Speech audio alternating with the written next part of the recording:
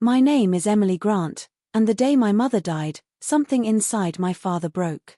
But I didn't understand the full weight of it until much later, when I realized that I had broken too. We just handled it differently. My mother, Sarah, was the heart of our small family.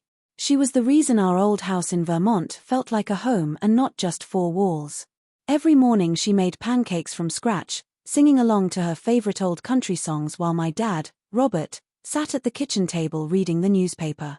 I'd sit beside him with my bowl of cereal, pretending not to care about the lyrics she'd tweak just to make me laugh. That was our rhythm. Our peace. It was a car accident that took her. I was 14 at the time. She had been on her way back from the grocery store, just 15 minutes down the road, when a drunk driver ran a red light and slammed into her car. She died instantly. No pain, they said. But that didn't comfort me. It still doesn't. The moment the police showed up at our doorstep that evening, my world split open. I remember the sound of my dad's coffee mug shattering on the hardwood floor as the officer explained what had happened. I didn't cry right away. I just watched my father, his face pale and blank like he'd just been hollowed out. I had never seen him look like that before. It was like someone had reached inside his chest and ripped something out, and the same thing happened to me. After that, everything changed. The first thing to go was the music. Mom's radio stayed off. Her pancakes became frozen waffles. Her favorite sunflower apron disappeared from the kitchen. And my dad, who used to kiss her forehead every night before bed, now barely left his recliner. He wasn't mean or cruel, not at first. Just absent. Like someone had hit the pause button on him. I remember trying to fill the silence.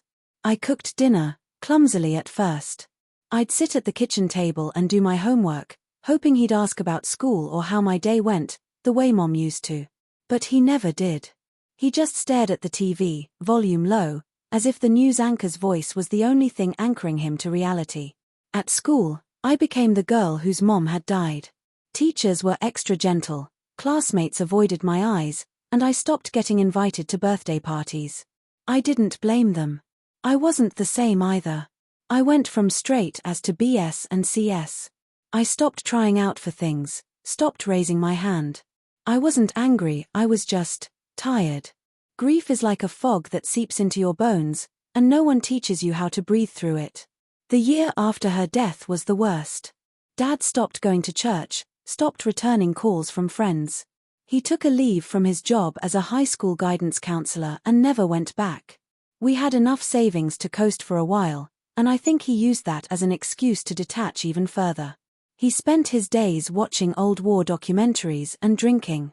Not heavily at first, but enough that I noticed the growing collection of bottles in the recycling bin. He still paid the bills and made sure I had lunch money, but that was about it. We were roommates more than father and daughter. Then, one night, I came home from a school field trip to find the house dark, too dark. I called out for him, no answer. I found him passed out on the bathroom floor, an empty bottle of whiskey beside him. I remember screaming his name, slapping his face lightly, then harder. He groaned and woke up, confused, his breath heavy with alcohol. I sat on the floor beside him and cried, really cried for the first time since the funeral. I think that night changed something in him, but not in the way I hoped. After that, he sobered up, mostly. Or at least he started hiding it better. He started seeing a therapist, someone named Dr. Lorne who he never talked about, and he even began going to grief support group meetings at the local library. But there was still a wall between us, a thick sheet of glass I couldn't break through. I tried to connect. On her birthday, I baked a cake using Mom's recipe. I waited for him to come into the kitchen, to say something. He looked at it, smiled faintly, and said, she would have liked that. Then he walked away. I wanted him to sit down and eat it with me, to tell me stories about her. But he never did. The truth is, I started to resent him. Not just for being distant, but for giving up when I needed him most. I still had school dances to get ready for, math tests to fail, first crushes to talk about. But he wasn't there for any of it. He was grieving, yes, but so was I. I wanted a father. Instead, I got a ghost. By the time I turned 17, I barely spoke to him unless I had to. We lived in the same house, ate at the same table, but we were strangers. I spent most of my time in my room, headphones in, trying to drown out the silence. Then came my college acceptance letter. I got into a university in Boston.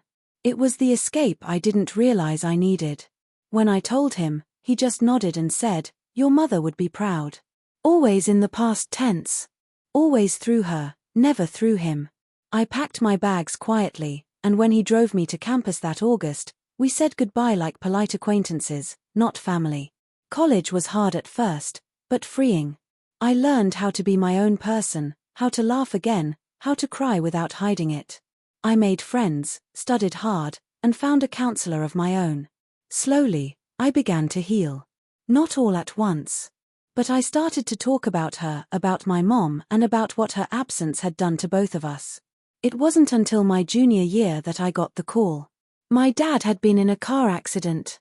Nothing serious, just a fender bender, but the hospital had kept him overnight for observation. They said he'd been confused, disoriented, possibly due to dehydration or stress. I took the train back home the next day, scared and angry. When I walked into his hospital room, I saw something I hadn't seen in years: fear. Real fear in his eyes. Not for himself, but for me. He looked old, older than his 60 years, and when he smiled, it didn't quite reach his eyes. But he said, "You came." And something in me cracked. We talked that night. Really talked. For the first time in nearly a decade, we laid it all bare. He told me how after Mom died, he didn't know how to be a father without her. That everything he did felt like it would never be good enough. That every time he looked at me, he saw her, and it hurt more than he could admit. And I told him how I needed him, how abandoned I felt, how I stopped believing he cared. We cried. We forgave. We started again. After that visit, I came home more often. We went to grief counseling together. He cut down on drinking for good, and I started writing poems, essays, even a piece that eventually got published in the school literary journal titled The Silence Between Us. He read it. He cried. By the time I graduated, he had rebuilt some of his life.